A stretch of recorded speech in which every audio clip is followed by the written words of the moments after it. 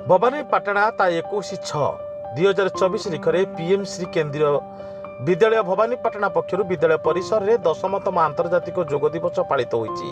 विद्यालय अध्यक्ष भीमसेन पंडा अध्यक्षतार आयोजित यह कार्यक्रम में अवसरप्राप्त हाईस्कल शिक्षक तथा योग प्रशिक्षक रमाकांत पाढ़ी मुख्य अतिथि भाव में जोगदे सुस्थ और निरोग जीवन यापन पर योगर महत्व और गुरुत्व संपर्क में छात्र छात्री तथा शिक्षक मानक बुझाइबा सह छात्र छात्री मानक नियमित योग करने परामर्श देते।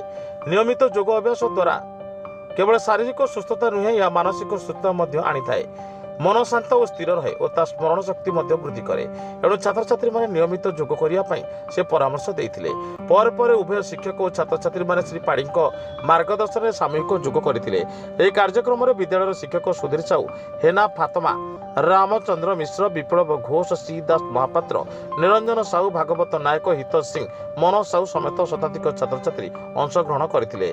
कलाहांडी जिलूर रजनीकांत मिश्र रिपोर्ट, साई सत्य न्यूज।